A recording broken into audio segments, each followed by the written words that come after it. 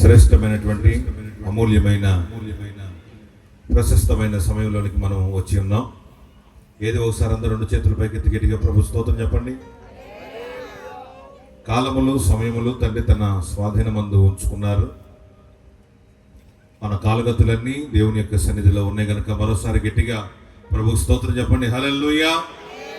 దైవజనులు పాస్టర్ కృపా సంగీత్ గారు, మిస్మా మినిస్ట్రీస్ అధినేత, ఆయన మన మధ్యలో ఉండటం మనకెంతైనా ఆశీర్వాదకరం. దైవ సేవకులు మనం గౌరవిద్దాం. దేవుణ్ణి గణపరుస్తూ ఒకసారి చేతులెత్తి గట్టిగా ప్రభు స్తోత్రం చెప్పండి. దైవ సేవకులు మన వాక్యాన్ని అందిస్తారు. శ్రద్ధగా విందాం. లేచి అటు ఇటు తిరగొద్దు. పిల్లలు కూడా మీ దగ్గరే మీరు కూర్చోబెట్టుకోవాలని ప్రేమపూర్వకంగా తెలియజేస్తున్నాం.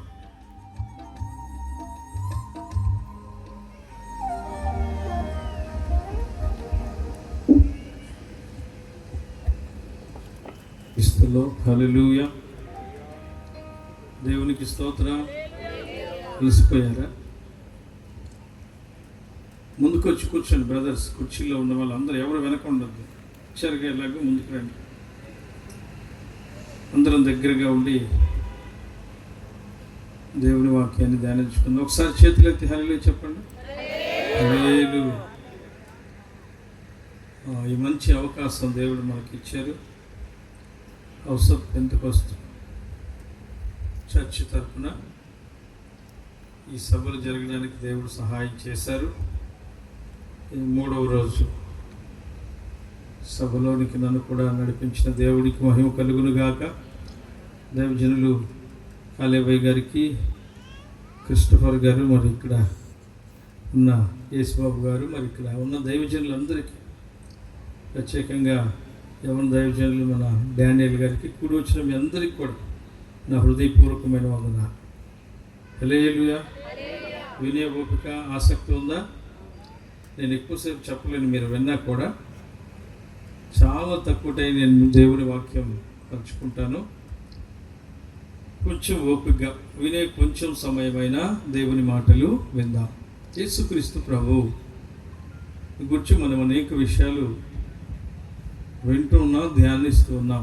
యేసుక్రీస్తు ప్రభు ఈ లోకానికి వచ్చి ఆయన మనస్సు, ఆయన ఉద్దేశం ఏమిటి, ఆయన మనసు ఏంటి, యేసయ్య హృదయంలో ఏముంది మనల్ని గురించి, ఆయన స్వభావము, ఆయన యొక్క మంచి గుణము, ఆయన యొక్క ప్రేమను మనం కొంత లోతుగా తెలుసుకునే ప్రయత్నం చేద్దాం.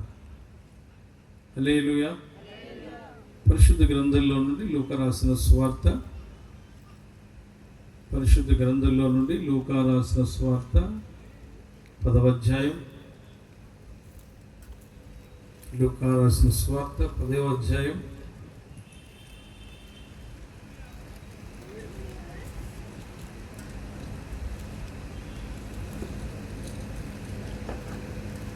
ముప్పైవ వాక్యం చదువుకుందాం.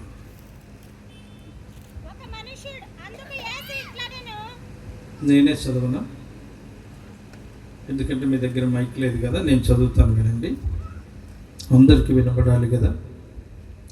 అందుకు యేసు ఇట్లా, నేను ఒక మనుషుడు యెరూషలేము నుండి యెరికో పట్టణమునకు దిగి వెళ్ళుచు దొంగల చేతిలో చిక్కాను. వారు అతని బట్టలు దోచుకొని అతని కొట్టి కొరప్రాణంతో విడిచిపెట్టి పోయిరి. అప్పుడు ఒక యాజకుడు ఆ త్రోవన వెళ్ళుట తటస్థించెను. అతడు అతనిని చూచి ప్రక్కగా పోయాను. అలాగుననే లేవీయుడు ఆ చోటుకి వచ్చి చూచి ప్రక్కగా పోయాను. అయితే ఒక సమరయుడు ప్రయాణమైపోవచ్చు, అతడు పడి ఉన్న చోటికి వచ్చి అతన్ని చూచి అతని మీద జాలిపడి అతని దగ్గరకు పోయి నూనెయు ద్రాక్షరసం పోసి అతని గాయములను కట్టి తన వాహనం మీద ఎక్కించి ఒక పూటకూలి వాని ఇంటికి తీసుకొని పోయి అతన్ని పరామర్శించాను.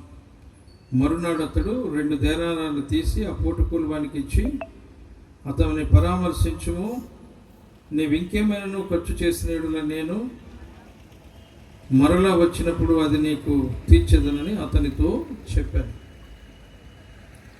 మన ప్రభు అయిన యేసుక్రీస్తు ఈ లోకంలోనికి వచ్చిన సంగతిని గురించి మనం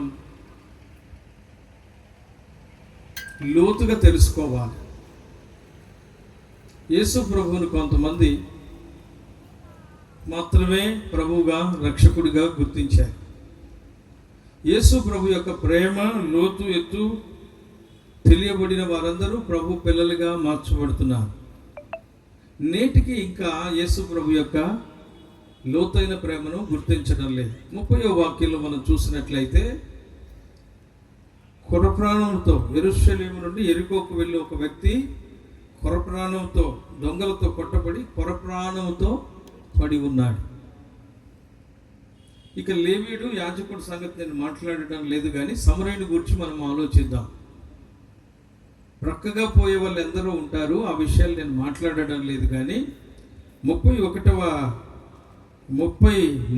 వాక్యమును మనం ఒకసారి గమనించినట్లయితే, సమరయుడు, ఈయన మన ప్రభు అయిన యేసుక్రీస్తు ప్రభువే తనను గూర్చి ఈ మాట చెప్పినట్టుగా ఉంది. యేసు వచ్చి ఏం చేస్తాడు? యేసు వలన మనకు కలిగేది ఏమిటి? యేసయ్య ద్వారా మనం ఏమి పొందుతాం అనేది మనం తెలుసుకోవాలి. నీ స్థితిని చూసి ప్రక్కగా పోయేవాడు కాదు యేసు. నీ స్థితిని చూసి తనది కాదనుకునేవాడు కాదు యేసు. నీవెవరో, నీ స్థితి ఏమిటో ఎరిగిన దేవుడు. ఆ 33వ వాక్యంలో సమరయుడి గురించి ఎంత చక్కటి మాట ఉంది. అందుకే మంచి సమరయుడని మన ప్రభువుకు పేరు పెట్టబడింది. ఆ పేరు, ఆ మాట ఏమిటంటే, మంచి సమరయుడు అతను పడి ఉన్న చోటుకు వచ్చి నూనెయు ద్రాక్షరసము పోసి అతనికి కట్లు కట్టాడు. దేవుని సన్నిధికి నీవు వచ్చినప్పుడు కృంగి నిరాశ నిస్పృహలతో వచ్చి ఉండవచ్చు. లోకంలో అనేక విధములైన గాయములు, దెబ్బల చేత నీవు కొట్టబడి ఉండవచ్చు. నానా విధమైన శ్రమలు నీకు కలిగి ఉండవచ్చు. లోకములో నీవు నలిగిపోతున్న వ్యక్తిగా ఉండవచ్చు. ఈ రాత్రి కూటమికి వచ్చిన నీతో నేనేం చెప్పదలిసానంటే, నీ గాయములు కట్టేవాడు ఒకడు ఉన్నాడు. ఆమేన్, హల్లెలూయా. యేసు దగ్గరకు వచ్చినప్పుడు ఆయన చేసే అద్భుతమైన పని ఏమిటంటే, నీ గాయములను కడతాడు. లోకంలో నానా విధం, అందుకనే ప్రయాసపడి భారము మోసుకొనుచున్న జనులారా నా ఎద్దుకు రండి, మీకు విశ్రాంతి. నలిగిపోతున్న మన జీవితాలలో ఆదరణ అనుగ్రహించగలిగిన వాడు యేసు.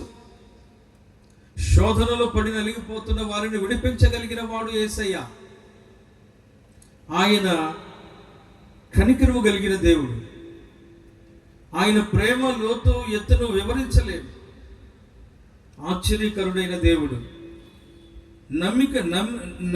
నమ్మినా నమ్మకపోయినా ఈ పరిస్థితిలో ఏముందంటే, ఇతడు యేసును నమ్మాడు అనే పరిస్థితిలో లేదు. అతడు కొరప్రాణంతో ఉన్నాడు, నలిగిపోతున్నాడు, రక్తపు మడుగులో పడి కొట్టబడుతున్నాడు. ఇక ప్రాణం మరుక్షణమా అనే పరిస్థితిలో ఉండగా చూస్తున్న వారు ఎవరైనా వెళ్ళిపోవచ్చును, కానీ యేసు నిన్ను విడిచిపెట్టిపోయే దేవుడు కాదు. ప్రతి దేవుని బిడ్డలను గమనించండి. రాత్రి నాకు కలిగిన, దేవుడు నాకు ఇచ్చిన ప్రకటన మీతో నేనేం చెప్తున్నానంటే, యేసు దగ్గరికి ఒక వ్యక్తి వచ్చినప్పుడు, లేక యేసు ప్రభు యొక్క సహాయం ఒక వ్యక్తి కోరినప్పుడు, లేక నానా విధమైన సమస్యలతో మనం కొట్టబడి పడి ఉన్నప్పుడు, లోకము నిన్ను చూస్తుంది, వెళ్ళిపోతుంది. లేక నిన్ను నిందిస్తుంది, నీ సమస్యకు కారణం నీవే అని నీకు వేలెత్తి చూపుతుంది. నలిగిపోతున్న వ్యక్తిని ఇంకా మాటలతో లోకం హింసిస్తుంది. అయితే యేసు అలాంటి వాడు కాదు. ఆయన కనికరము కలిగిన దేవుడు. దేవునికి స్తోత్రం. ఆయన మన యొద్దకు వచ్చి, వాక్యం ఏమి రాయబడింది? ఆయన మన యొద్దకు వచ్చి, అతని యొద్దకు వచ్చి, అతని చెప్పాలి మీరు, అతన్ని చూచి జాలిపడెను. కనికరము కలిగిన దేవుడు ఆయన. మహాజాలి కనికరము కలిగిన దేవుడు. ఆయన నిన్ను త్రోసివేసి వెళ్ళడు. లోకం నిన్ను విడిచిపెట్టవచ్చును, లోకంలో ఉన్న వారందరూ విడిచిపెట్టవచ్చును. నేను గమనిస్తున్నాను,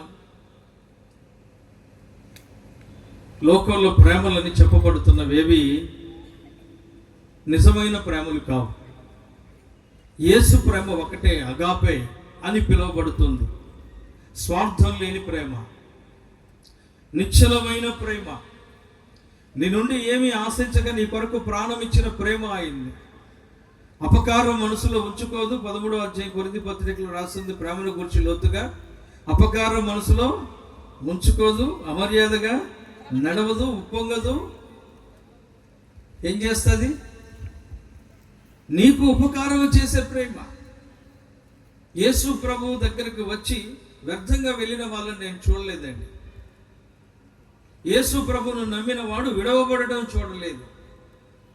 యేసు ప్రభు ప్రేమ లోతుగా మనం ఎరగాలి. ఆయన అత్యంత జాలి కనికరం కలిగిన దేవుడు. యోనా గ్రంథంలో ఎంత చక్కగా యోనా చెప్తాడు చూడండి. యోనాకి ముందుగా ఒక ప్రకటన వచ్చింది నినివే గురించి. వారి పాపము దేవుని ఎదుట విస్తారమైనందువలన ఆ పట్టణానికి శిక్ష వస్తుందని ప్రకటించడానికి యోనాను పంపించాడు. యోనా పట్టణానికి వెళ్ళడానికి మనకు తెలుసు ఎన్నో శ్రమలు పడి అక్కడికి వెళ్ళవలసి వచ్చింది. తనకు శోధనలు ఎదురైనప్పటికీ యోనా నినివేకు చేరడం జరిగింది. నినివేలో దేవుని ఉగ్రత వస్తుందని ప్రకటించిన తర్వాత యోనా ఆ పట్టణానికి ఏమి సంభవిస్తుందో అని అక్కడ కూర్చున్నాడట. అయితే దేవుడు వారందరూ వారి గోనపట్టలు కట్టుకొని వారు పశ్చాత్తాపడి వారి పాపములు ఒప్పుకున్నప్పుడు దేవుడు అక్కడికి రావలసిన శిక్షను రాకుండా క్షమించాడు. ఆయన కనికరము గల దేవుడు. ఎంత పాపి అయినా దేవుని వైపు తిరిగితే, పశ్చాత్తాప పడితే, తమ పాపములను దేవుని ఎదుట ఒప్పుకుంటే ఆయన మహాకనికరము గల దేవుడు, క్షమిస్తాడు వెంటనే. ఆ మాటనే యోనా గ్రంథంలో అంటాడు, నీవు అత్యంత జాలియు కనికరము కలిగిన దేవుడవు. దేవునికి స్తోత్రం. హల్లెలూయా. చేతులు చెప్పండి. కొంచెం ఓపిక తెచ్చుకోండి. కొద్ది నిమిషాలు దేవుని వాక్యం విందాం. దయవుంచి వినండి. మన దేవుని గురించి, మన యేసయ్య మాటలు నాకు ఎంతవరకు ఎక్కువ టైం అనిపించలేదు. నేను 7 గంటలకే వచ్చాను. ఇంకా 1 గంట పాడితే బాగుండేమో అనిపించింది. మీకేమనిపించిందో నాకు తెలియదు. ఒకవేళ ఆల్ నైట్లు అలవాటు అయిపోయో ఏమో మాకు తెలియదు. కానీ హల్లెలూయా. ఈ వాతావరణం చూస్తుంటే తెల్లవారులు ఇక్కడే ఉండాలా అనిపిస్తుంది. సరే, మనం చూస్తున్నాం. ప్రజలకు కాదు మనకు కావలసింది. వచ్చినంత వరకు దేవుడి చిత్తంలో ఉన్నవారు ఇక్కడ ఉన్నారు. మనం నేర్చుకోవలసిన విషయం ఏంటంటే, మన దేవుడు కనికరము గల దేవుడు. నీవు రానుద్దేశించిన కీడు చేయక పశ్చాత్తాపడతావని నాకు తెలుసు. ఆ దుర్మార్గులను నువ్వు క్షమించావు, ఆ పాపాలను నువ్వు క్షమించావు, ఆ నినివే శిక్ష రాకుండా చేశావు. ఇది నాకు నా పట్టణంలో ఉండగానే తెలుసు. చూడండి, నినివేకి ఎవరు తెలుసు అంటే కనికరము కలిగిన దేవుడు తెలుసు. దేవునికి స్తోత్రం. ఎంత దుర్మార్గులైనానండి దేవుని యొద్దకు వచ్చి, ప్రభు దగ్గరికి వచ్చి, ప్రభు పాదాల మీద పడి, ప్రభువా నేను పాపిని, ప్రభువా నేను నీకు విరోధముగా పాపం చేశానంటే ఆయన క్షమిస్తాడు. తప్పిపోయిన ఉపమానంలో యేసు ప్రభు నేర్పిన పాఠము అదే. తండ్రికి విరోధముగా చేసి పాపము చేసినను, తండ్రిని గాయపరిచి తండ్రి ఆస్తిని తీసుకొని వెళ్ళి పాడు చేసినను, అతను తిరిగి వచ్చినప్పుడు బహుదూరంగా ఉండగానే పరుగెత్తుకుని వెళ్ళి అతని మెడ మీద పడి ముద్దు పెట్టి చేర్చుకున్నాడు. కారణం ఏంటంటే అతను అంటాడు, నీ కుమారులలో ఒకడిగా ఉండడానికి నేను అర్హుడను కాదు. ఇదిగో నేను నీ కుమారుడను అనిపించుకోవడం లేదు, నీ కూలి వాళ్ళలో ఒకరిగా చేర్చుకో. తండ్రి, పరలోకమునకును నీకును విరోధముగా పాపము చేశాను. ఏ మనుషుడైన దేవుని ఎదుటికి వచ్చినప్పుడు నీతిమంతుల్లాగా యాక్షన్ చేయకూడదు. కొంతమంది భక్తి పరుల్లాగా యాక్షన్ చేస్తారు. వాళ్ళే సంపూర్ణులైపోయినట్టుగా. కొన్నిసార్లు బైబిల్ చదువుతూ ఉంటే పౌలు అంటాడు కదా, నేను ఇంకా సంపూర్ణం కాలేదని. యేసు ఒక్కడే సంపూర్ణమైన దేవుడు. మనమందరం సంపూర్ణులకు సాగిపోతా ఉన్నాం. అయితే గమనించాల్సింది ఏంటంటే, దేవుని యొద్దకు వచ్చినప్పుడు నీ హృదయము విప్పబడాలి. యథార్థ హృదయంతో మన స్థితిని ఒప్పుకుంటే ఆయన కనికరము గల దేవుడు. నేను అనుకుంటాను, ఆ పడి ఉన్న వాడిని గురించి ఆలోచిద్దాం. అతను రక్తపు మడుగులో ఉన్నాడు. దొంగలు అతని బట్టలు దోచుకున్నారు. కొరప్రాణంతో ఉంది. పశ్చాత్తాపడే పరిస్థితి కూడా లేదు. ప్రభు వైపు తిరిగే దేవాన్ని అరిసే పరిస్థితి కూడా లేదు. కానీ అతని స్థితిని చూసిన వాడు యేసయ్య. దేవునికి స్తోత్రం. చప్పటి కొట్టండి. హల్లెలూయా. ఏం చూస్తాడు యేసయ్య? నీ స్థితిని చూస్తాడు. అక్కడ రాయబడి ఉంది, దగ్గరకు వచ్చాడు. ఎవరి దగ్గరకు వచ్చాడు? కుష్ఠరోగి దగ్గరకు వచ్చాడు. నశించిపోయే ప్రజల దగ్గరికి వచ్చాడు. వ్యభిచారంలో పట్టబడి నాశనంలో ఉన్న వారి యొద్దకు వచ్చాడు. తప్పిపోయిన గొర్రెల యొద్దకు వచ్చాడు. నశించిపోయే ఇశ్రాయేలు యొద్దకు వచ్చాడు. ఆయన ఎందుకు వచ్చాడంటే బంధకములలో ఉన్న వారిని విడిపించడానికి వచ్చాడు. బంధకాలలో ఉన్న నిరీక్షణ కలిగి దేవుని కొరకు కనిపెట్టే వారి కొరకు ఆయన వచ్చాడు. ఆయన ఎవరంటే నీ యందు అత్యంత జాలి కలిగిన దేవుడు, దయాహృదయం అని యేసేది. దేవునికి స్తోత్రం. మెత్తని హృదయం అని యేసేది. నీ మీద నాకు ఇక్కడ ఉన్న మనందరి మీద ఆయన జాలి కనికరము సమృద్ధిగా ఉంది. నీ యొద్దకు వచ్చి అతని యొద్దకు వచ్చి అతని గాయములను కట్టి అతని తన గాడుల మీద ఎక్కించుకొని పూటకూలి వాని ఇంట చేర్చి. చూడండి, ఇంత శ్రద్ధ ఎవరికి ఉంది? ఎవడో దారిన పడిపోయి ఏదో అయిపోతూ ఉంటే చూసి చూడనట్టు వెళ్ళిపోయే రోజులు ఇది. ఒక ఇంటి వారే కన్న వారికే విరోధంగా లేచిన పరిస్థితులు మనం లోకంలో చూస్తున్నాం. కట్టుకున్న వారు తీర్మానాలను మరిచి, కట్టుకున్న వారు భార్యాభర్తల ప్రేమలు చూస్తున్నాం. అదేదో తీర్మానం, నేను కూడా పెళ్ళిళ్ళు చేయిస్తాను, నాకు కూడా లైసెన్స్ ఉంది. ఏంటి ఆ తీర్మానం? నాకే సరిగ్గా పూర్తి గుర్తుండదు. అది ఏంది? వ్యాధి అందును చెప్పాలి మీరు. వ్యాధి అందును అమ్మ చెప్పండి. మీరు ఎవరు క్రిస్టియన్ మ్యారేజ్ చేసుకోలేదా? వ్యాధి అందును ఆరోగ్యం అందును, ఇంకా అప్పుల్లో లేదా? ఏమేమి ఉన్నాయి అక్కడ? వ్యాధి అందును, ఆరోగ్యం అందును, లేమి అందును, కలిమి అందును, నీ ఆస్తిలో, దీంట్లో మాత్రం పర్ఫెక్ట్. దేవునికి స్తోత్రం. లేవు ఈరోజు. మునుపటి పెద్దల కాలం ఏమో కానీ ఇప్పుడు ఉదయం పెళ్లి, సాయంత్రం విడాకు. యేసు ప్రభువుని గురించి నేను చెప్తున్నాను, మనుషుల గురించి కాదు.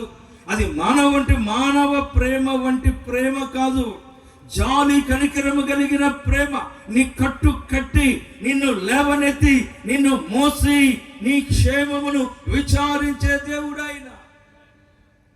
సువార్త విన్న వాళ్ళని, మారు మనసు పొందిన వాళ్ళని ఆయన రోడ్ల మీద వదిలేయడం లేదు. సంఘం ఒకటి ఉంది మనకి.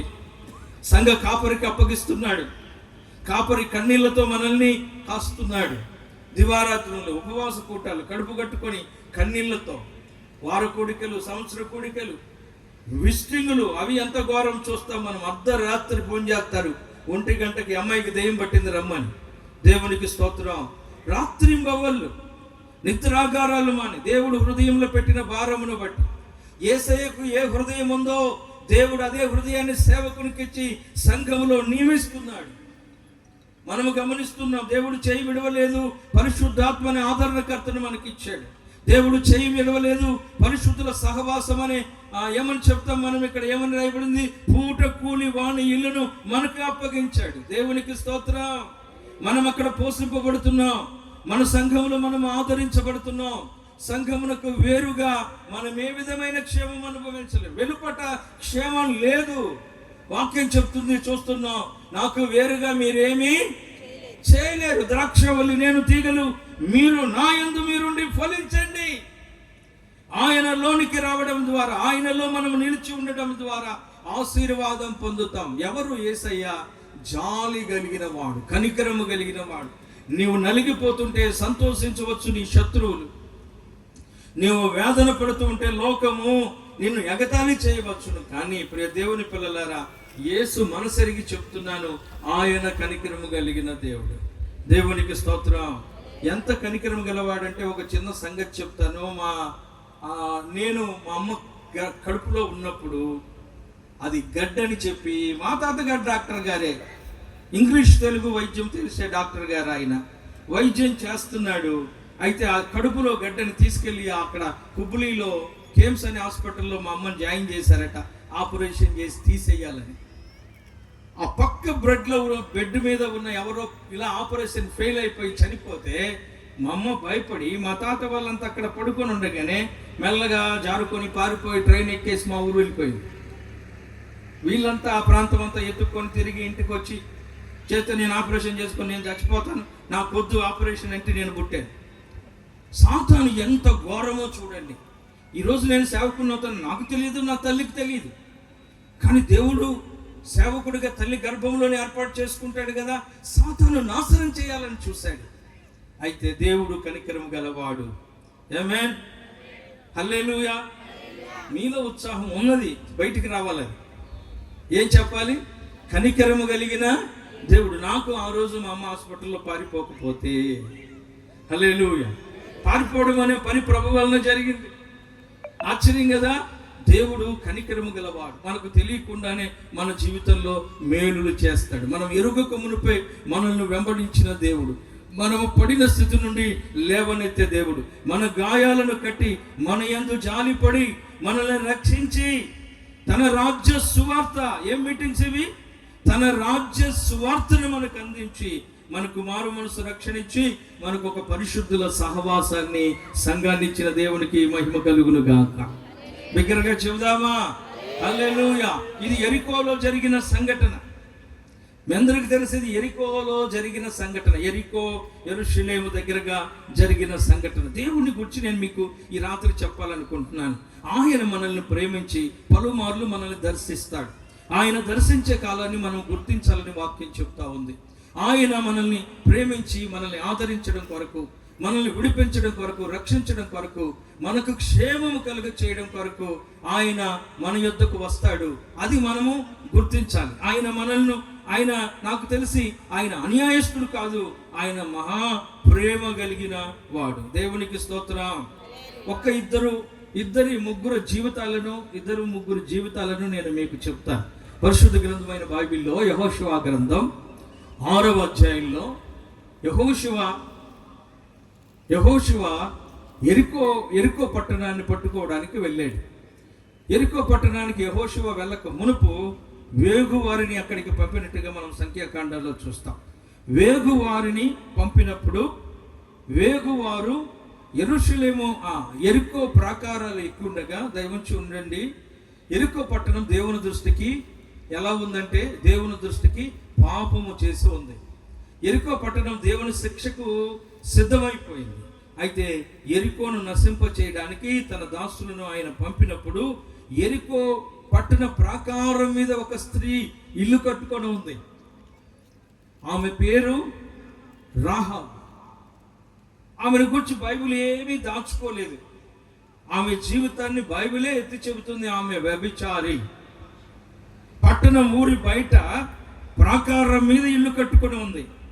అయితే రక్షణ ఎవరి దగ్గరికి ఎలా వస్తుందో, దేవుడు ఎలా పంపుతాడో మనము తెలియదు. కానీ ఆయన నిన్ను ఎలా ప్రేమిస్తున్నాడో వాక్యం ధ్యానిస్తున్నప్పుడు అర్థమవుతుంది. ఇప్పటికే నిన్ను అనేక సార్లు దేవుడు దర్శించి ఉండవచ్చు.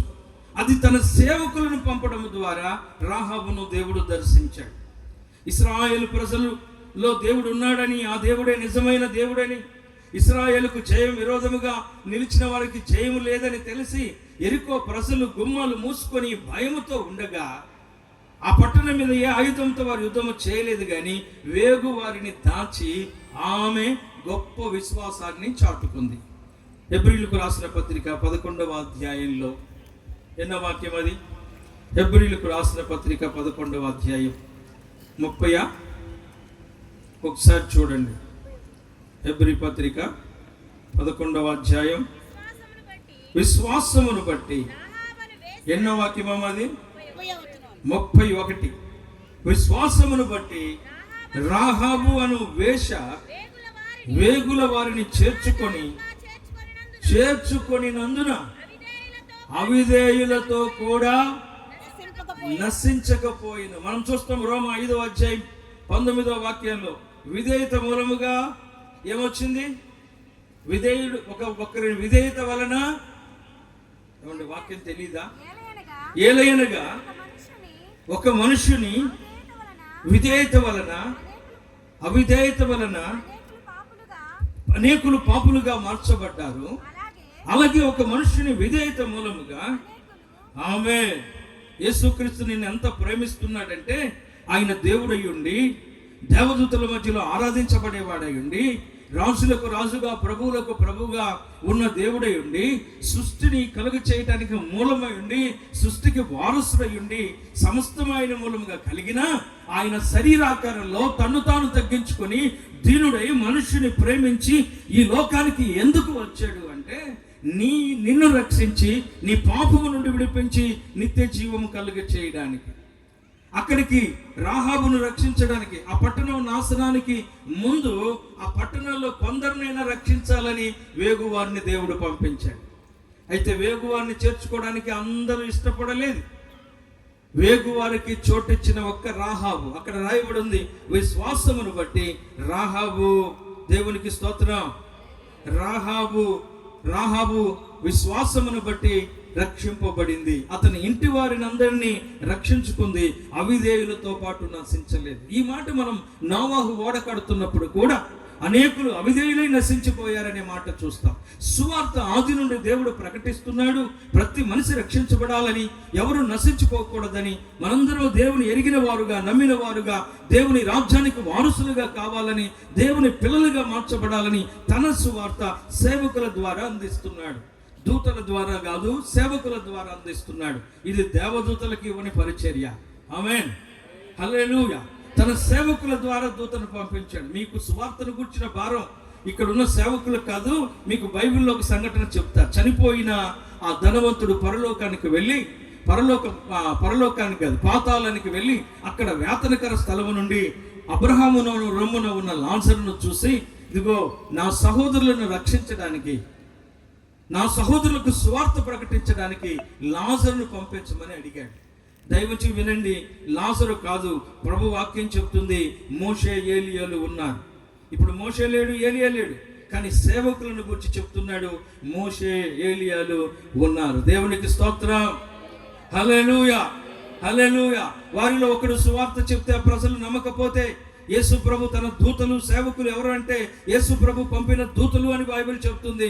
యేసు ప్రభు దూతల సువార్తకు అవిధేయులైతే మనము నశించిపోతాం. ఇది కాలము సమీపించింది, ఇక కొంచెమే కాలం ఉంది, ప్రభు త్వరగా రాబోతున్నాడు.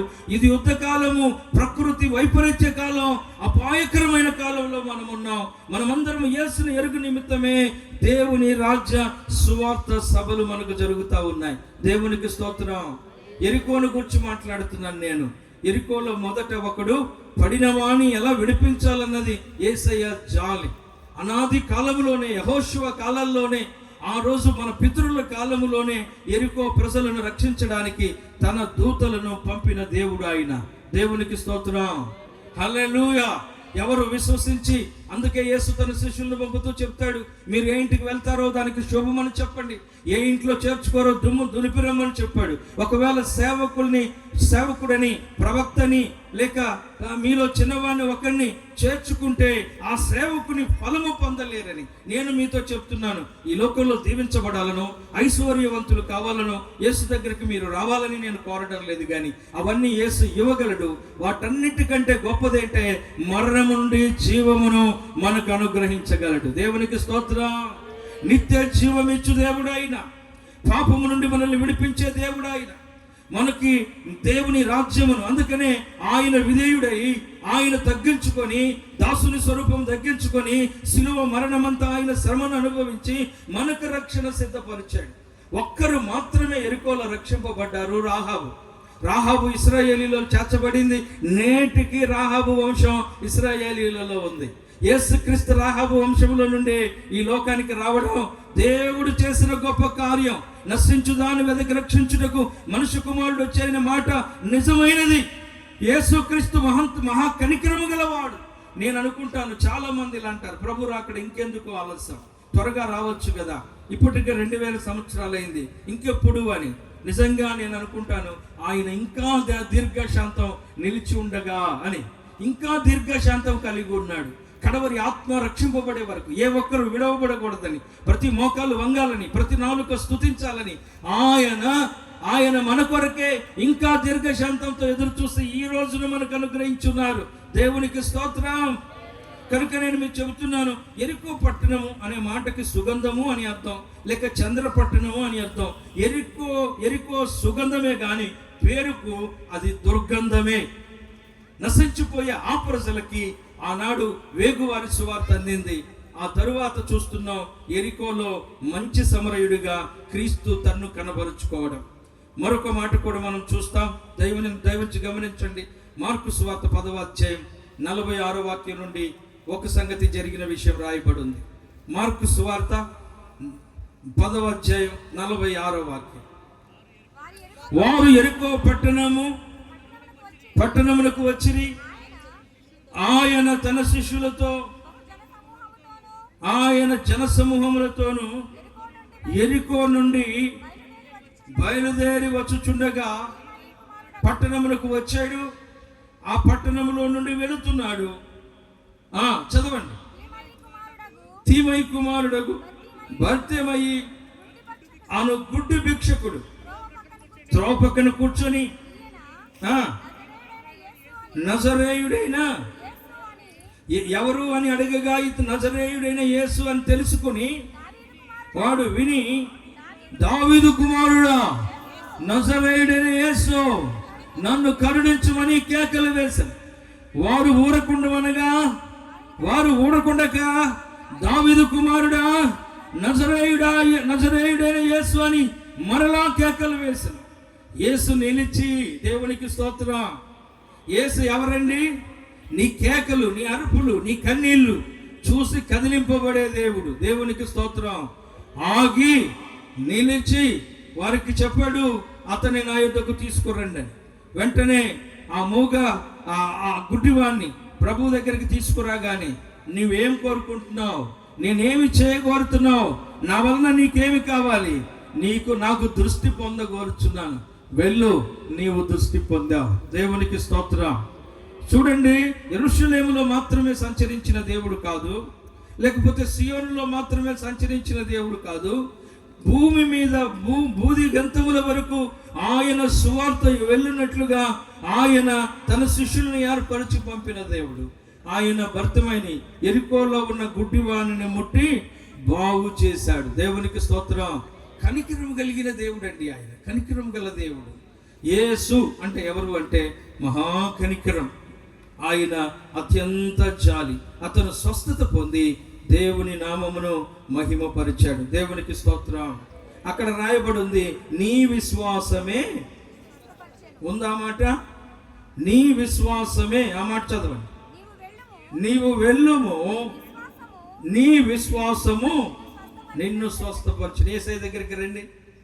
యేసయ్య దగ్గరికి వచ్చిన నీవు నమ్మకం మాత్రం ఉంచితే చాలు, దేవుడు నీ జీవితంలో గొప్ప కార్యం చేయబోతా ఉన్నాడు. దేవునికి స్తోత్రం. నేను యేసును నమ్ముతున్నాను అని చెప్పండి. దేవునికి అసాధ్యమైంది ఏమీ లేదు. మార్కు సువార్త 10వ అధ్యాయంలోన దేవునికి అసాధ్యమైంది ఏమీ లేదు. దేవునికి స్తోత్రం. బిగ్గరగా చెప్పాలి. హల్లెలూయా. అబ్రహాంతో చెప్తాడు కదా, నాకు అసాధ్యమైంది ఏమైనా ఉన్నదా? ఇర్మియా 32లో రాయబడింది, నేను సర్వశరీరులకు దేవుడను, నాకు అసాధ్యమైంది ఏమీ లేదు. కేవలం నీవు నమ్మడం ద్వారా, నీవు ఆయనను విశ్వసించడం ద్వారా, నమ్మకం మాత్రం ఉంచుము, నీవు ఆయనను పొందుకుంటావు. ఆయన నీ జీవితంలో పని చేస్తాడు. గుడ్డితనం అంటే ఆత్మీయంగా గుడ్డితనం కావచ్చు, ఇంకా యేసును చూడలేని గుడ్డితనం కావచ్చు, యేసు ఎవరో అర్థం చేసుకోలేని గుడ్డితనం కావచ్చు. క్రైస్తవ్యం అంటే ఇంకా నీకేమైనా అర్థం కావడం లేదేమో. యేసు మన మనోనేత్రాలను వెలిగించే దేవుడు. దేవునికి స్తోత్రం. బిగ్గరగా చెబుదామా? నేనేం చెప్పాలనుకుంటున్నానంటే, ప్రభు నా మనసులో హృదయంలో ఉంచిన మాట ఏంటంటే, దేవుడు చెయ్యి విడువడు. దేవునికి స్తోత్రం. ఒక అద్భుతమైన మాట ఉంటుంది. డానియల్ బ్రదర్ ఎప్పుడు చెప్తా ఉంటాడు. ఏం మాట అంటే, అది ఎంత మాత్రము నీకు హాని కలుగదు. నాకు ఎప్పుడు ఫోన్ చేసి ఏదో విషయం మాట్లాడుతున్నప్పుడు ఈ మాట తరచుగా నాతో చెప్తాడు. అన్న, మనకి ఎంత మాత్రం ఏమి కలగదు. అక్కడ పాస్టర్ గారిని కొట్టారు, లేక ఇక్కడ పరిచర్య పాడైంది, అక్కడ సేవ జరగటం లేదు, ఇలాంటి మాటలు చెప్పేటప్పుడు మనం భయపడొద్దు, మనం ధైర్యంగా ఉండాలి. దేవునికి స్తోత్రం. ఎంత మాత్రము ఏదియో కలగదు. మత్తయి సువార్త 10వ అధ్యాయంలో తన శిష్యులను పంపుతున్నప్పుడు ఆయన చెప్తాడు కదా, ఎంత అద్భుతమైన మాటలు చెప్తాడు. మీరు తోడేళ్ల మధ్యకి నేను మిమ్మల్ని పంపుతున్నాను, కానీ ఏమంటాడు, నీ తల వెంట్రుకలన్నీ లెక్కించబడి ఉన్నాయి, నీకు ఏ హాని కలగదు. భయం అవసరం లేదు. పిరికి ఆత్మ మనం పొందలేదు, దత్తపుత్రాత్మ మనకున్నది. నేను మీతో చెప్తున్నాను, యేసు కనికరము కలిగిన దేవుడు. యెరికోను విడిచిపెట్టలేదు. యెరికోను దర్శించినప్పుడు అక్కడ గుంపులు గుంపులుగా ప్రజలు ఉన్నారు. మనం చూస్తాం, ఆ గుంపు ప్రజలు ఆయనతో వెళుతున్నారు. ఈ విషయం భర్తమై వింటున్నాడు. ఒక్కడు మాత్రమే స్వస్థత పొందాడు. ఇలాంటి సంఘటన మనం ఎరుకోలోనే చూస్తాం. ఎరుకోలో ఈ అద్భుతాలను దేవుని యొద్దకు చాలా మంది వస్తారు. నేను చూస్తాను పెద్ద పెద్ద సభలు, ఇలాంటి పెద్ద సభల్లో ఇంకా లక్షల మంది ప్రజలు కూడుకున్న సమయంలో రేపటి రోజున ఈ గ్రౌండ్ నిండును గాక. ఆమేన్. విస్తారమైన జనం వచ్చును గాక. పెద్ద సభల్లో చూస్తాం కొందరు స్వస్థత పొంది గుడ్డి వాళ్ళు, కుంటి వాళ్ళు, మూగవాళ్ళు మాట్లాడడం, వినడం, నడవడం మనం చూస్తూ అద్భుతాలను స్టేజి మీద చూస్తుంటాం. కింద మాత్రం వీల్ చైర్లో వచ్చిన వాడు మరలా తోసుకొని వెళ్ళిపోతూ ఉంటాడు. నేను అంటున్నాను, దేవుడు చేయి విడిచేవాడు కాడు. దేవునికి స్తోత్రం. హల్లెలూయా, హల్లెలూయా. మత్తయి సువార్త 7వ అధ్యాయం 8వ వాక్యం చూస్తే 7 నుంచి 7, 8, 2 వాక్యాలు చూస్తే, అడుగుడి మీకు ఇవ్వబడును, వెదకుడి దొరుకును, తట్టుడి తీయబడును, అడుగు ప్రతివానికి. దేవునికి స్తోత్రం. అడిగే ప్రతి వానికి, నోరు తెరిచి ప్రభువా నాకు ఇది కావాలని నోరు తెరిచి అడిగే ప్రతి వానికి సహాయం చేస్తాడు. సాతాను ఏం చేస్తాడంటే నోరు మోస్తాడు, నువ్వు అడగమాక అని. నువ్వు నోరు తెరిచి ప్రభువుని అడిగితే ప్రభువు నీకు సహాయం చేస్తాడు. ఎరికో పట్టణం యొక్క శాపము నుండి, ఎరికో పట్టణంలో నుండి ఒకరిని ఆయన రక్షించాడు. దేవునికి స్తోత్రం. రాహాబును ఒకరిని రక్షించాడు. ఇక్కడ భర్తమైన గురించిన హతసాక్షి ఆయన గురించి చరిత్ర పుస్తకాల్లో చెప్పేది ఏంటంటే, ఆయన హతసాక్షి భయంకరమైన శిక్ష పొంది ప్రభు కొరకు చనిపోవడానికి అప్పగించుకున్నాడు. కారణం ఏంటంటే, యేసు దేవుడని, పరలోక రాజ్యం ఉన్నదని నమ్మి, యేసే నిజమైన దేవుడని ఒప్పుకొని ప్రభువును అంగీకరించి ప్రభు సాక్షిగా జీవించి ప్రభు కొరకు మరణించిన వారిలో ఆయన ఒక ఆయన. మనం లూకాసు వార్త 19వ అధ్యాయం 1 నుండి మనం 2 మాటలు చదువుకుందాం. లూకాసు వార్త 19వ అధ్యాయం. ఆయన సంచరించుచు ఎరికో పట్టణము గుండా, ఎరికో పట్టణములో ప్రవేశించి దాని గుండా పోవచ్చుండెను. చూడండి, అనేక సార్లు యేసు ప్రభు ఎరికోకు వస్తూనే ఉన్నాడు. అనేక సార్లు యేసు ప్రభు ఎరికోలో సంచరిస్తూనే ఉన్నాడు. అనేక సార్లు ఎరికోలో సువార్త ప్రకటిస్తూనే ఉన్నాడు. అనేక సార్లు మొన్న ఈ మధ్య మేము ఎక్కడ కూటమి పెట్టాడు డానియల్ గారు. జనము భూమి అక్కడ మీటింగ్లో లేరు, కానీ బాకాలు పెట్టి ఊరంతా మోగే బాకాలు పెట్టి కేకలేసి అరిసొచ్చాం. దేవునికి స్తోత్రం. సువార్త అందాలి, సువార్త ప్రకటించాలి. భారం అది. సువార్త ప్రకటించడం మా భారం. సువార్త అంతటా ప్రకటింపబడాలి. అటు తర్వాతనే అంతం వస్తుంది. యేసు ఎరికోను దర్శించినప్పుడు అనేక మంది ఉన్నారు. అక్కడ చూస్తాం, జక్కయ్య అనే ఒక మనుషుడు. ఎవరతను? చదవండి, అతను ఎవరు? సుంకపు గుత్తాదారుడైన జక్కయ్య అనే ఒకడు, ధనవంతుడు ఒకడు. అతను ధనవంతుడు యేసును చూడగోరాడు. దేవునికి స్తోత్రం. అతను యేసును చూడగోరాడు. అయితే యేసు ప్రభు ఎందుకు దర్శిస్తాడండి? ప్రార్థన కూటాలు వ్యర్థంగా పెట్టమండి. ఒక ఆత్మ రక్షింపబడాలని మా భారం. దేవునికి స్తోత్రం. ఎన్ని లక్షలు ఖర్చు పెట్టినా ఒక ఆత్మ ప్రభు దగ్గరికి వస్తే అది ఈ పనిని, ఈ బాధను, ఎలాగ ప్రసవ వేదన పడే స్త్రీ తన బాధను మర్చిపోతుందో బిడ్డను చూసి అలా సేవకులుగా మేము ఆదరించబడతాం. దేవునికి స్తోత్రం. ఈ సువార్త యేసు కూడా దేవుని రాజ్య సువార్త ప్రకటిస్తూ, దేవుని రాజ్య సువార్తల కొరకు అనేక ప్రాంతాలు సంచరిస్తూ ఎరికోను ఆయన దర్శించాడు. ఎరికోలో నుండి వెళుతున్నాడు. అనేక మంది జనమున్నారు. ఇతను గొప్ప ధనవంతుడు. అయితే పొట్టివాడైనందువలన ఆ గుంపు ప్రజలలో చూడలేక అక్కడ ఉన్న ఆయన ఈ త్రోవలో రానయ్యి ఉన్నాడని ముందుగానే వెళ్ళి ఓ చెట్టు మీద కూర్చున్నాడు. నేనేం చెప్తున్నానంటే, ఈ స్థలంలోనికి మీరు రావడంలో దేవుని ఉద్దేశం ఉన్నది. ఆమేన్ చెప్పండి అందరూ. దేవుడు ఉద్దేశం ఉన్నది. అయితే దేవుని నిన్ను ఎరిగి ఉన్నాడు. దేవుడు నిన్ను ఎరుగున్నాడు. ఎలా ఎరుగున్నాడంటే, జక్కయ్యను కూడా ఎరుగున్నాడు. అతని తాపత్రయం, అతని ఆశ, ప్రభువును చూడాలని తన మనస్సు, ప్రభువును గురించి తెలుసుకోవాలనే ఆశ. ఏదో వచ్చామా, కూర్చున్నామా, వెళ్ళామా, టైంపాస్ కాదండి. ఇది శ్రమతో కూడిన విషయం. ఇది ఎంతో శ్రమతో కూడిన విషయం. యవన బిడ్డలు ఎంతోమంది శ్రమపడి కష్టపడితే ఇలా కనబడుతుంది ఈ స్టేజ్. ఎంతో వేపరిస్తే ఇలాగా ఈ పరిచర్య జరుగుతూ ఉంది. ఇది ఇలాగా నిత్యము జరుగునుగాక. ఈ గ్రౌండ్లో ప్రతి సంవత్సరం మన పెంతెకోస్తు మీటింగ్లు, హౌస్ ఆఫ్ పెంతెకోస్తు మీటింగ్లు జరుగునుగాక. మీరు ఆమేన్ చెప్పండి. రాబోయే రోజుల్లో లక్షల మంది ప్రజలను ప్రభు తీసుకొస్తాడు. నేను మీతో ప్రవచన పూర్వకంగా దైవజనుడిగా చెప్తున్నాను. నేను చెప్పే ఈ మాట ప్రభు వలననే నేను చెప్తున్నాను. ప్రభు మనలను, మన పరిచర్యలను విస్తరింప చేయునుగాక. నేను మీతో చెప్పే మాటలు వినండి. ఆ జక్కయ్యను యేసు ప్రభు చెట్టు దగ్గరకు వచ్చి ఆయనను, జక్కయ్య, చెప్పాలి మీరు ఆ మాట, జక్కయ్య, ఇవన్నీ మాకు తెలిసినాయి అనుకోకండి, దయవుంచి వినండి. జక్కయ్య త్వరగా దిగమనగానే లోబడ్డాడండి. విధేయత, చూడాలని ఆశ. ఆయనే వచ్చి జక్కయ్య అని పిలిస్తే ఇంకా ఏముంది, త్వరపడి నేను నీ ఇంటి ఉండాలి అని చెప్పగానే యేసయ్యను ఇంటికి తీసుకువెళ్ళాడు. నేను గమనిస్తున్నాను ఆ వాక్యం. కొన్ని 37 సంవత్సరాలు నా సేవ, ఎన్నోసార్లు ఆ వాక్యాన్ని చదివాను. అక్కడ యేసు ప్రభు ఆ జక్కయ్యకు ఒక్క మాట కూడా చెప్పలేదు, నువ్వు మారు మనసు పొందు, పరలోక రాజ్యం ఉంది, నువ్వు బాప్తిసం పొందాలి, లేకపోతే నీ పాపం ఒప్పుకో, నీ జీవితం మార్చుకో, ఇలాంటి మాటలు ఏం చెప్పలేదండి. యేసయ్య ఇంటికి వస్తే ఏమైపోయింది, జక్కయ్య జీవితం మారిపోయింది. పశ్చాత్తాపపడటం మొదలుపెట్టాడు. తన పాపమును గుర్చి హృదయంలో నొచ్చుకున్నాడు, వేదన పడ్డాడు. తన కన్నీళ్లతో తన హృదయం, తన జీవితం కన్నీళ్లతో తన సమస్తం తడిచిపోతుంది. కన్నీళ్లతో కుంగిపోతున్నాడు. ప్రభు దగ్గరికి వచ్చి అంటాడు, ఇదిగో నేను అన్యాయం చేశాను, నేను పాపం చేశాను, ఎంతోమందిని దోచుకున్నాను, ఎంతోమందిని ఇబ్బంది పెట్టాను, ఎంతోమందిని గాయపరిచాను, నా జాబ్ అలాంటిది, ధనాపేక్షతో మరింతగా నేను ఇతరులను హింసించి, బాధించి, అన్యాయంగా సంపాదించాను, నేను ధనవంతుడిని కావాలని. ఇప్పుడు నాకు ధనమొద్దయ్యా, ఎవరు కావాలి, యేసయ్యా నువ్వు కావాలి. దేవునికి స్తోత్రం. బిగ్గరగా చెబుదామా, ఎవరు కావాలి? డబ్బు కంటే గొప్పవాడండి యేసయ్య. డబ్బు సంతోషం ఇవ్వలేదు, డబ్బు సమాధానం ఇవ్వలేదు. గొప్ప ధనము మనకు గర్వాన్ని పుట్టించవచ్చు, అహంకారాన్ని పుట్టించవచ్చు, దైవత్వానికి, దేవునికి మనల్ని దూరం చేయొచ్చు.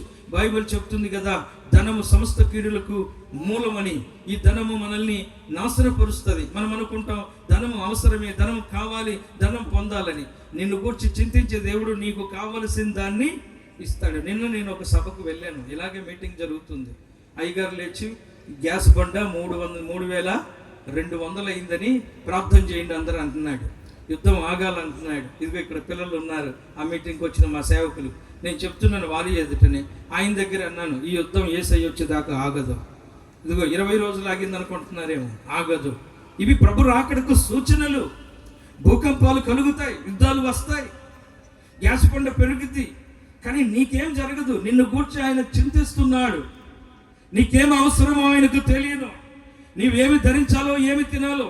చూడండి, ఆకాశ పక్షులు విత్తవు, కోయవు, కొట్లలో కూర్చుకోవు, వాటిని తృప్తిపరుస్తున్న దేవుడు ఆయన. మీరు పిచ్చుకల కంటే శ్రేష్ఠులు.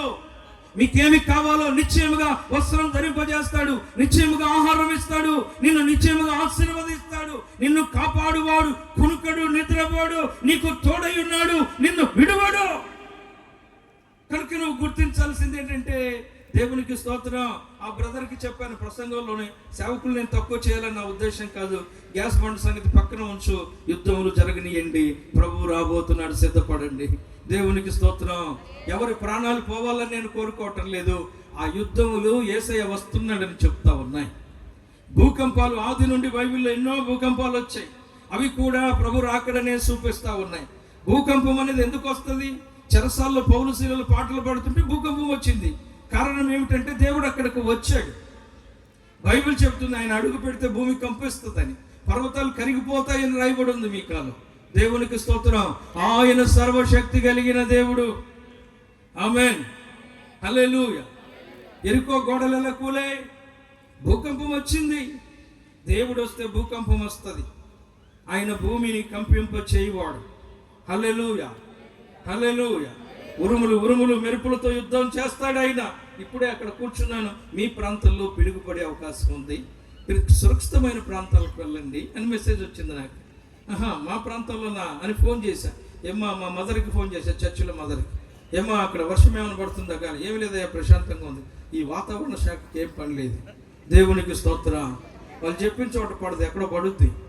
నేను మీతో చెప్పే మాట ఏంటంటే, ఇవన్నీ ప్రభువు రాకడకు సూచనలే. సరే, నేను మీతో చెప్తున్నాను. జక్కయ్య ఏమంటున్నాడు? నేను అన్యాయముగా తీసుకుని, నా మాటలు చదవండి.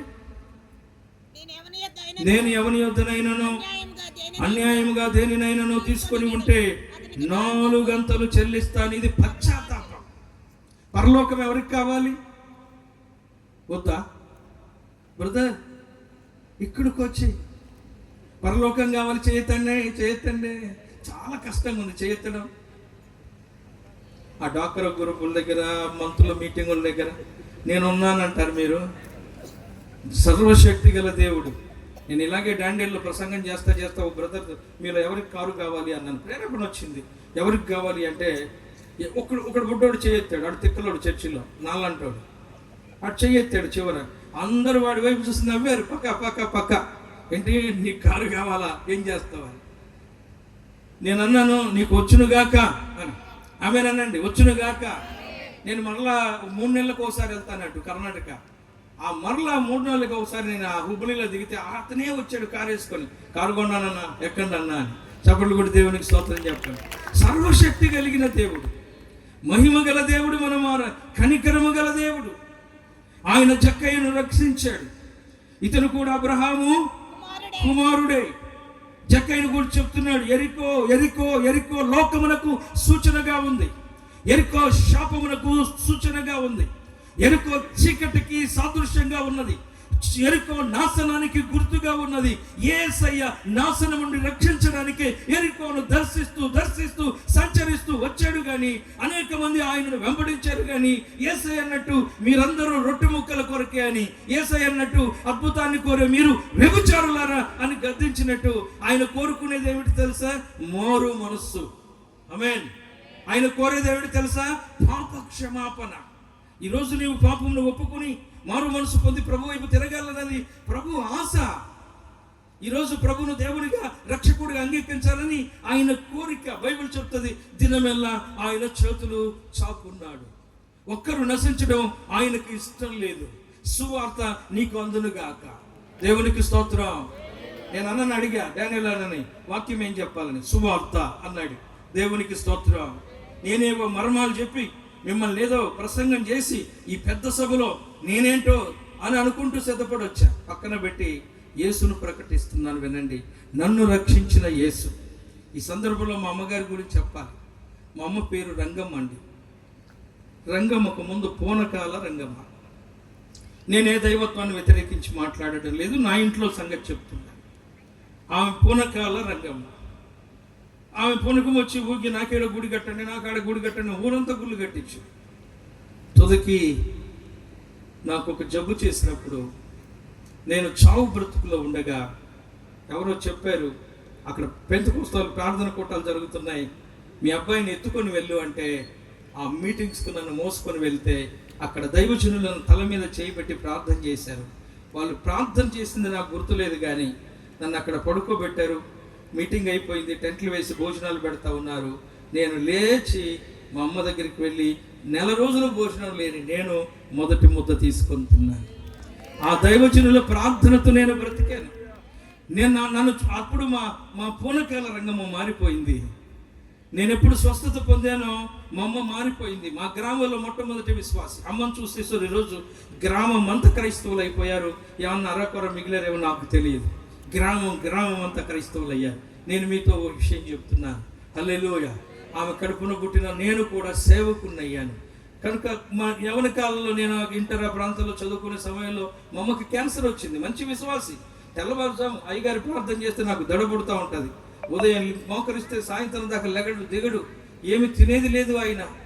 ఆ ఆత్మ, ఆ శక్తి, ఆ నింపుదల, అసలు అలాంటి అభిషేకమే వేరు. మా అమ్మగారు కూడా నిలువ మోకర్ల మీద తెల్లవారుజాము లేచి అలా నిలబడేది. తెల్లవారు 3ంటికి ఎప్పుడో లేచి చివరి రోజు వరకు నాతోనే ఉంది. మచిలీపట్నంలో చివరి వరకు నిలువ మోకర్ల మీదనే ఉంటుంది. అలాంటి తల్లికి క్యాన్సర్ వచ్చిందంటే యేసుప్రభు దేవుడు నన్ను స్వస్థపరిచాడని చెప్తున్నారు. అన్ని యేసుప్రభుని నమ్ముకున్నారు. అందరిని ద్వేషించి ఇంట్లో వాళ్ళు బంధువులంతా అసహించుకున్న ఈమె ప్రభువుని నమ్ముకుంది. అమ్మకు క్యాన్సర్ వచ్చింది. యేసుప్రభు దేవుడై నన్ను బాగు చేస్తే అమ్మకేంటి క్యాన్సర్ వచ్చింది అని. మా అన్నయ్య మిలిటరీలో ఉండేవాడు. మా నాన్న survey of India free service, hospitals అన్ని ఫ్రీ. తిప్పి చచ్చిపోద్దని డాక్టర్లు వదిలేస్తే ఒకరోజు మేము ఉప్పల్ హైదరాబాద్లో మా మామయ్య ఇంట్లో చేరి అందరం ఒక ఫోటోలు దిగాం. చివరి ఫోటోలు. అమ్మ వెళ్ళిపోతుంది రండి అంటే బంధువులంతా వచ్చి ఫోటోలు దిగారు. ఆ రాత్రి ఇంట్లో పడుకొని ఉన్నామండి. ఒక చిన్న గది. అమ్మ దగ్గరే నేను కింద పడుకొని ఉన్నాను. నేను అప్పుడు ఇంటర్ చదువుతున్నానేమో తెలియదు, 10th. అమ్మ మంచం మీద ఉంది. రాత్రి 2, 3 ఆ ప్రాంతంలో నన్ను లేపి, నాన్న నా కొరకు ప్రార్థన చేయి, నేను బ్రతుకుతాను అంది. నాకు ప్రార్థన ఎక్కడొచ్చు? నాకు వచ్చిన ప్రార్థన పరలోకమందున్న మా తండ్రి నీ నామం పరిశుద్ధపరచు, నీ రాజ్యం వచ్చునుగా. అది గడగడ గడగడ ఆ ప్రార్థన చెప్పి అమ్మను బాగు చేస్తే నీ సేవ చేస్తా ప్రభు అన్నాను. ఏదో సేవ అంటే ఏదో తెలుసుంటే నేను ఆ మాట నుండి వారికి ప్రభు క్షమించుగా. సేవ అంటే ఇప్పుడు తెలిసింది, కానీ పారిపోలేను. హల్లెలూయా, హల్లెలూయా, హల్లెలూయా. ఈ కష్టమైన దీన్ని భాగ్యముగా ఎంచుకొని బరువుగా వేసుకొని మేము ఈ సిలువ మోస్తూనే ఉన్నాం. నేను మీతో చెప్పే విషయం ఏంటంటే, ఆ ఉదయం ప్రార్థన, ఆ రాత్రి ప్రార్థన చేశాను. ఆ తర్వాత నన్ను కాలేజీ టైప్ నీకు పోద్రబాబు అని ఊరు పంపించారు. నేను ఊరు వచ్చి 6 నెలలు కలలు గంటనే ఉన్నాను. అమ్మ చచ్చిపోయినట్టు, నేను సమాధి చేసినట్టు. అందరూ సమాధి చేస్తే అక్కడ ఉండి ఉదయం లేవడం, ఏడవడం, ఇదే కలలు నాకు. 6 నెలలు కాదు కదా, 6 ఏళ్ళు అయినా ఆమె చనిపోలేదు. ఆమెకు టెస్టులు చేస్తే క్యాన్సర్ లేదు. దేవునికి మహిమ కలుగునుగా. చెప్పాలి మీరు, ఊరకని మేము ప్రకటించడం లేదు. మేమేమి విన్నామో, ఏమి తాకామో, ఏమి అనుభవిస్తున్నామో అవి మాట్లాడుతున్నాను నేను. ఇదే ఉయ్యూరులో బస్ స్టాండ్ వెనకాల ఒక అతనికి 2 సెంటీమీటర్లు వెన్ను కరిగిపోయింది. లేదు, 2 ముందు భాగాలు కాళ్ళు తాళ్ళతో కట్టారు, కాళ్ళ కింద తొడల కింద ఒక దిండు పెట్టారు, తల భాగాన్ని తాళ్ళతో కట్టారు, ఈ భాగంలో ఒక 2 దిండ్లు పెట్టారు. బాడీగా ఉంది. నేను ఎక్కడ విసన్నపేటలో ప్రసంగం చేస్తుంటే బ్యాంక్ మేనేజర్ భార్య, ఆమె ఆ తల్లి ఎందుకో వచ్చి, అన్న నా ఫ్రెండ్ వాళ్ళ భర్త ఇలాగా ఉంది వ్యాధి, ఆ వ్యాధి ఏంటో తెలియదు, అదొక రకమైన వ్యాధి పేరు చెప్పారు, వెన్నెముక కరిగిపోతా ఉంది, దానికి సొల్యూషన్ పరిష్కారం లేదు, మీరు ఒక్కసారి ప్రార్థన చేయండి. నేను టీంతో కూడా వెళ్ళాను. టీంని తీసుకొని వెళ్ళా. మా ప్రేయర్ టీం పిల్లలు ఉండేవాళ్ళు, యవనస్తులను తీసుకొని వెళ్ళి ఇంకా మేము అక్కడ కదిపి ముట్టే పరిస్థితుల్లో లేదు. ఇలా ఉండి ప్రార్థన చేస్తున్నాను, ప్రభువా ముట్టండి, స్వస్థపరచండి, ఈ బిడ్డను లేవనెత్తండి అని. వాళ్ళు చూపించిన రిపోర్ట్కే మాకు అవిశ్వాసం వచ్చేయాలి, భయం వచ్చేయాలి. ఎందుకంటే వెన్ను ఎముక లేదు, పైకి కిందకి జాయింట్ లేదు, తెగిపోయింది, ఇక అది తినేస్తుంది. కానీ నేను ఇలా ప్రార్థన చేస్తున్నానా, మా పిల్లలు తాళ్ళు విప్పేసి తీసుకెళ్ళిపోయారు బయటికి. నేను ఆమె నన్ను చూస్తే పడక మీద లేడు. ఒరే ఎత్తపడ్డా, ఎవరూ లేరని బయటకు వెళ్ళి చూస్తే చేతులు పట్టుకొని పరిగెత్తుతున్నాడు. దేవునికి స్తోత్రం. చప్పట్లు కొడదామా? ఎయిడ్స్ రోగాలు, భయంకరమైన వ్యాధులు, వైద్య చరిత్రలో అందని రోగాలు యేసు బాగు చేయగలడు. మృతులను లేపిన వాడు, లాజరును పిలిచిన వాడు యేసు. అద్భుతకరుడు, ఆశ్చర్యకరుడు, ఆయన నిత్య జీవం ఇచ్చే దేవుడు. ఎరికో ఆయన, ఒకవేళ మన పట్టణం ఎరికో లాంటిదే కావచ్చు, ఈ సభల ద్వారా నిన్ను ఆయన దర్శిస్తున్నాడు. నీవు పాపం నుండి, అన్యాయం నుండి, అక్రమం నుండి, అపవిత్రత నుండి విడుదల పొంది నిత్య జీవము పొందాలని. యేసు రక్తము ప్రతి పాపము నుండి విడిపించిన మాట సత్యము, పూర్ణాంగీకారమునకు యోగ్యమైనది. యేసు మన పాపముల కొరకు చనిపోయాడు, ఆయన నిత్య జీవం ఇచ్చువాడు, ఆయన మరణించి తిరిగి లేచాడు. పునరుద్ధానము జీవము యేసే. నా యందు విశ్వాసం ఉంచువాడు చనిపోడు. హల్లెలూయా, హల్లెలూయా. బిగ్గరగా చెబుదాం, హల్లెలూయా. ఆయన దర్శిస్తాడు, నిన్ను తాకుతాడు. ఆ సమయం నువ్వు గుర్తించాలి. ఆయన ఒకసారి చెప్పాడు, నేను మిమ్మల్ని చేర్చుకోవాలనుకున్నాను. కోడి తన పిల్లల కింద రెక్కల కింద చేర్చుకున్నట్టు చేర్చుకోవాలనుకున్నాను. నేను నీ యొద్దకు వచ్చాను, నువ్వు గమనించలేదు. నేను యొద్ద ఆయన మన పొలిమేరలో సంచరిస్తాడని అపోస్తుల కార్యంలో ఉంది. ఆయన ఎప్పుడు దూరంగా లేడు. నీవు ఆయన ఎరుగు నిమిత్తం, నమ్ము నిమిత్తం, ఆయన సజీవుడని తెలుసుకునే నిమిత్తం, ఆయన సేవించిన నిమిత్తం, సువార్త ద్వారా అనేక సార్లు నేనే దేవుడను, నేనే సజీవుడను, నేనే నీ కొరకు ప్రాణం పెట్టిన దేవుడను, నేనే నిత్య జీవం ఇచ్చే దేవుడనని సువార్త నీకు అందుతూనే ఉంది. ఒకవేళ లోబడకపోతే, ఇంతవరకు ప్రభుకు హృదయంలో చోటు ఇవ్వకపోతే, ఈ రాత్రైనా ప్రభు వైపు తిరిగి, ప్రభువా నాకింత చోటు నువ్వు కావాలి అని కోరుకుంటే, ఆయన నీలోనికి వచ్చి నీకు నిత్య జీవము అనుగ్రహించువాడు. దేవునికి స్తోత్రం. హల్లెలూయా. బిగ్గరగా చెబుదాం, హల్లెలూయా. కనుక దేవుడు ఏ స్థితి నుండి అయినా, ఎంత ఘోరమైన పరిస్థితి నుండి అయినా మనల్ని రక్షించాలన్నది ఆయన కోరిక. అందరూ రక్షింపబడడం లేదు, నమ్మిన వారు రక్షింపబడుతున్నారు, ఆయన వైపు తిరిగిన వారు రక్షింపబడుతున్నారు. తమ పాపములను గురించి తెలుసుకొని యేసయ్య విడుదలిచ్చి దేవుడని నమ్మి ఆయన తట్టు తిరిగిన వారు, పశ్చాత్తాపడిన వారికి రక్షణ దొరుకుతా ఉంది. దేవా నేను పాపిని, దేవా నేను పాపిని అని తల ఎత్తి చెప్పుటకు ధైర్యం లేక కేకలు వేయి వాడిని నీతిమంతుడిగా మార్చే దేవుడుగా ఉన్నాడు. ప్రభు దగ్గరకు వచ్చి, దేవా నా పాపమును క్షమించమని అడిగితే నీతిమంతునిగా మార్చే దేవుడు ఆయన. ఇదిగో పరిపెత్తుకుని వెళ్ళు, నీ పాపములు క్షమించబడినగా కానీ చెప్పిన దేవుడు. అమ్మా ఇక మీదట పాపము చేయొద్దు, నీ పాపములు క్షమించబడినవని చెప్పిన దేవుడు. పాపిని పరిశుద్ధునిగా మార్చబోతా ఉన్నాడు. యేసు దోషిని నిర్దోషిగా మార్చబోతా ఉన్నాడు. యేసు పరలోక రాజ్యానికి మనల్ని సిద్ధపరచాలని తన పిలుపు కొరకై యేసు క్రీస్తు రాజ్య స్వార్థ సభలు మన కొరకు సిద్ధపరచబడ్డాయి. ఇప్పుడు దేవుని బిడ్డలారా వినండి, రాత్రి నీ కొరకే ఈ సభలు, నీ కొరకే ఈ సభలు. నువ్వు ప్రభు వైపు తిరగాలని, ప్రభుకింత చోటు ఇవ్వాలని, ప్రభు రక్షణ పొందాలని. రాహాబు రక్షింపబడి ఇశ్రాయేలీయులలో చేర్చబడింది. ఇదిగో భర్తమై రక్షింపబడి శిష్యులలో చేర్చబడ్డాడు. ఇదిగో జక్కయ్య రక్షింపబడి యేసయ్యను వెంబడించాడు, సాక్షిగా బ్రతికాడు. మనము కూడా గమనిద్దాం, సువార్త అందరికీ చేరాలి. సువార్త అందంతటా ప్రకటింపబడాలి. అటు తరువాత అంతం రావాలి. ఇప్పుడు సిద్ధమవుతున్నది. ఇదిగో ఇశ్రాయేలు చిగురించబడే సిద్ధంగా ఉన్న కాలం, యుద్ధ కాలం, భయానకమైన కాలంలో మనం ఉన్నాం. ప్రకృతిలో చెప్పబడినవి భూకంపాలు, సూచనలన్నీ కనబడుతున్నాయి. యేసు త్వరగా రాబోతున్నాడు కనుక ప్రియ బిడ్డ, ప్రేమకు నేను నీ హృదయంలో చోటిచ్చి, నీవు మాత్రమే నన్ను రక్షించగలవని, నీవు మాత్రమే విడిపించగలవని ఆయనను చేర్చుకుందాం. వాక్యం ఇలా చెప్తుంది చూడండి. నిన్ను అందు కనికరపడి నీ యొద్దకు వచ్చి నీ జీవితాన్ని కట్టే దేవుడు. ఆయన నీ యొద్దకు పంపి తన దాసులను నిన్ను అగ్ని నుండి రక్షించిన, రాహాబును రక్షించినట్టు రక్షించే దేవుడు. ఆయన నీ యొద్దకు వచ్చి నీ పాపం నుండి విడిపించి నీతిమంతునిగా మార్చే దేవుడు. అందరూ లేచి నిలబడండి, ప్రార్థన చేసుకుందాం. దేవుని చంద్ర లేచి నిలబడాలి, ప్రార్థన చేసుకుందాం. లేచి నిలబడి కళ్ళను మూసి చేతులెత్తి, ఈ రాత్రి ఎరుకో వంటి నీ జీవితాన్ని, మారా వంటి నీ జీవితాన్ని మధురంగా మార్చగలిగినటువంటి దేవుడని ఆయన సూటిగా తేటగా మాట్లాడి ఉన్నారు. ఏ శాపంతో, ఏ అంధకార సంబంధమైనటువంటి స్థితిగతుల మధ్యలో ఈ 3వ రాత్రి సభలోనికి నీవు వచ్చావో, సమస్తాన్ని ప్రభు చూస్తూ ఉన్నాడు. నీ జీవితాన్ని ఆశీర్వాదకరంగా మార్చడానికి ఆయన నీ మధ్యలోనికి వచ్చి ఉన్నాడు గనక చేతులెత్తి, ఈ గ్రౌండ్ లో ఏ స్థలంలో నీవు నిలబడి ఉన్నా నా ప్రియ సహోదరుడా, సహోదరి, దేవుడు నీ యొద్దకు వచ్చుచున్నాడు.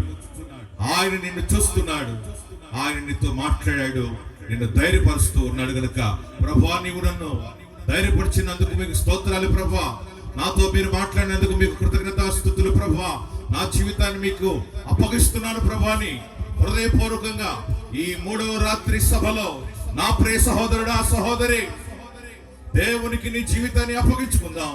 హృదయపూర్వకంగా ప్రార్థన చేద్దాం. ప్రభు నిన్ను ఆశీర్వదించడానికి, నీ శాపాన్ని కొట్టివేయడానికి, దీవెనికరంగా నిన్ను మార్చడానికి ఆయన ఈ 3వ రాత్రి సభలో నీ ఎదుట నిలిచి ఉన్నాడు.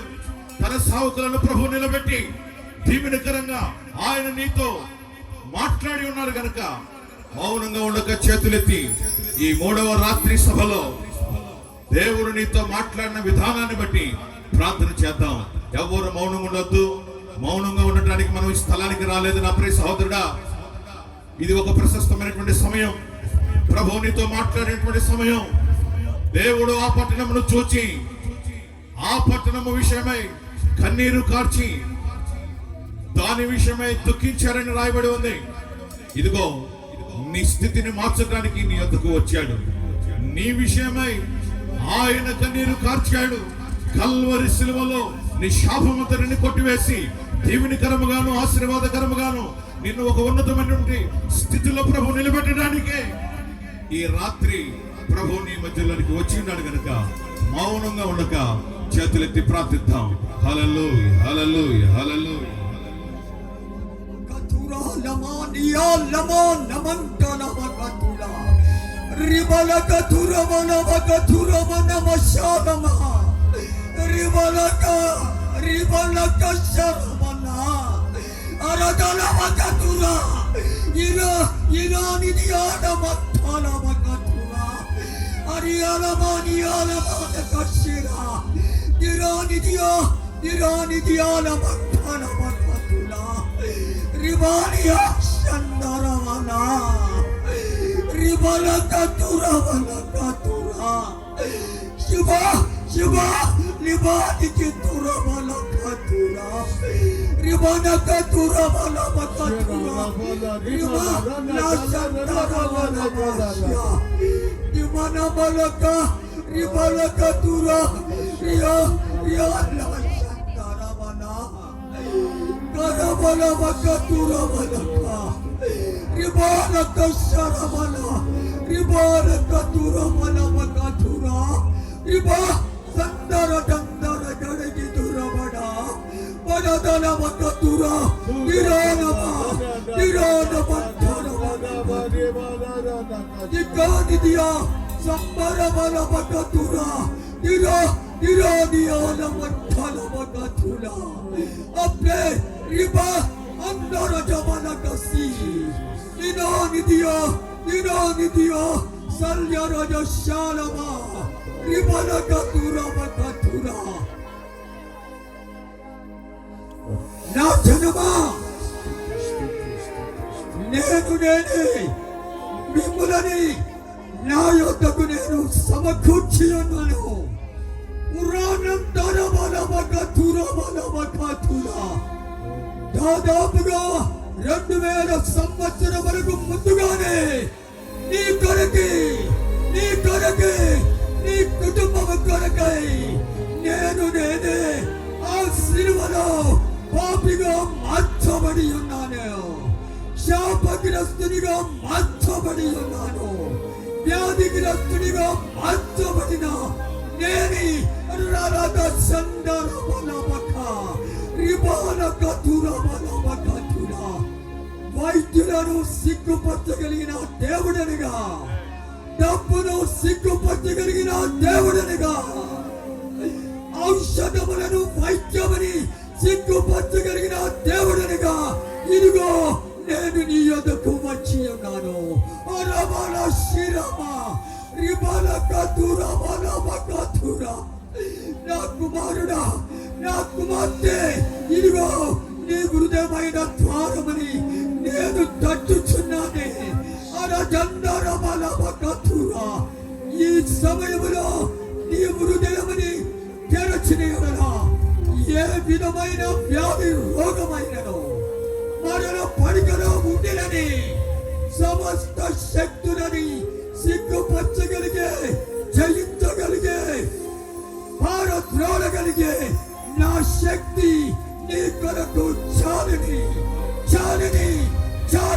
రమణ కశీల రిబాల కతురమణ కతుర నా తట్టు తిరిగి నన్ను విశ్వసించి నీవు స్వస్థతను పొందుమని సైన్యములకు అధిపతియగు యెహోవా సెలవిచ్చుచున్నాడు అరణమనమశాలమా రిబల కతుర తురమల కతుర ప్రభువా నిరానియాల మంకాలమ కతుర ప్రియులారా ఈ రాత్రి సమయంలో మీకు ఏ వ్యాధి ఏ రోగముందని మీ చెయ్యిని ఆ ప్రాంతంలో మీరు పెట్టుకోనండి ప్రభు అయిన యేసు నజరేయుడైన యేసు నిన్ను ముట్టబోతున్నాడే వైద్యులను సిగ్గుపరిచే దేవుడిగా డబ్బును సిగ్గుపరిచే దేవుడిగా ఔషధములను సిగ్గుపరచగలిగిన దేవుడు నిన్ను ముట్టబోతున్నాడు మరియా రబలక శరబలక రిబలక దురబలక దుర అవును ప్రభువా ఈ సమయంలో నీ యొక్క బిడ్డని ఏ వ్యాధి రోగముల చేత తమ చేతిని ప్రభువా ఉంచుకొని ఉన్నారు ఇదిగో నేను ఈ వ్యాధి చేత దీర్ఘకాలముగా నేను బాధపడుతున్నానని చెప్పుకొచ్చున్న బిడ్డల కొరకై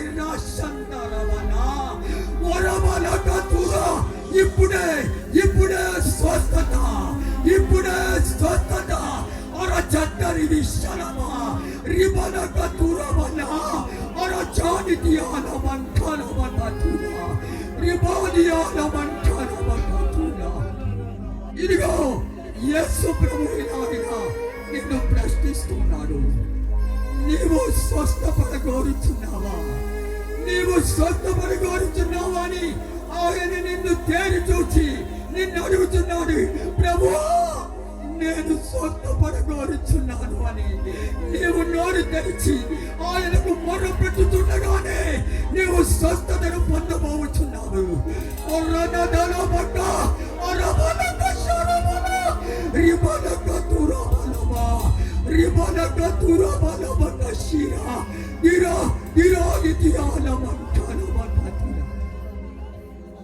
మన దేవుని యొక్క శక్తి ఏ మాత్రము మార్పు లేని దేవుడి.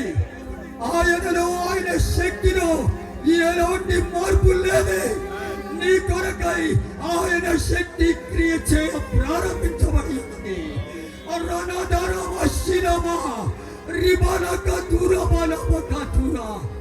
కేవలము నిన్ను మాత్రమే కాని నీ ద్వారా నీ కుటుంబంలో ఉన్న వారిని ఆయన స్వస్థపరచబోచున్నాడే, ఆయన రక్షింపబోచున్నాడే. ఓ రమణ సింగ రమణ బక రిబానియా శలబక తీరా రిబానక శరబనక తురా లబా లబా ఇవా శలబా రిబానక శరబనక తురా రిబానక శరబనక తురా రిబానియా శలబక తురా రిబా రిబానియా శలబా రిబానక తురా బనక తురా రిబానియా లమంటాన బక. సర్వశక్తి కలిగినటువంటి సర్వాధికారము కలిగినటువంటి తండ్రి కుమార పరిశుద్ధాత్మ దేవుడు, మీ వలె జాలి కలిగిన దేవుడు ఈ లోకములో ఎవరునూ లేరు. ఏ మానవునికి జాలి లేదు, ప్రేమ లేదు, కనికరము లేదయ్యా.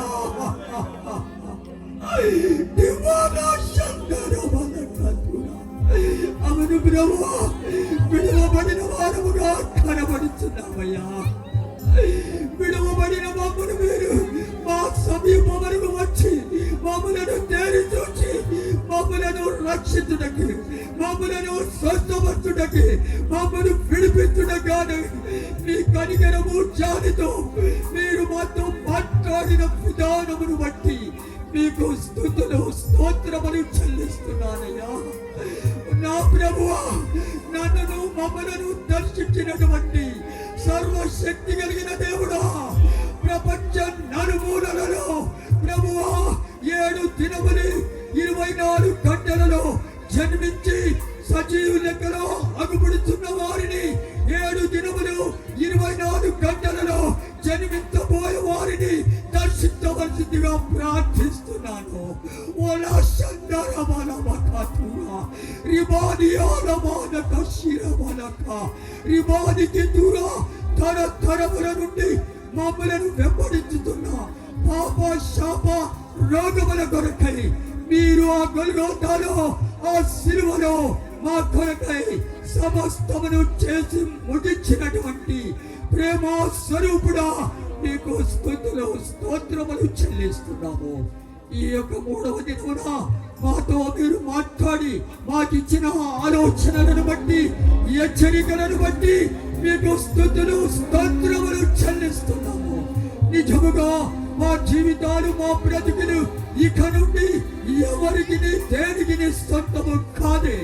మీకును మీ రాజ్యమునకి సొంతమైన జీవితాలు బ్రతుకులుగా మార్చబడిలాగిన ప్రార్థిస్తున్నా. ప్రభువా, ఇక్కడ చేరినటువంటి ప్రతి ఒక్క బిడ్డను, వారిని, వారి కుటుంబీకులని, వారి బంధువులని, వారి ఇరుగు పొరుగు వారిని, వారి ప్రాంతమును ప్రభువా ఈ బిడ్డల ద్వారా గొప్ప మార్పు కలగ చేయబడిన ప్రార్థిస్తున్నా.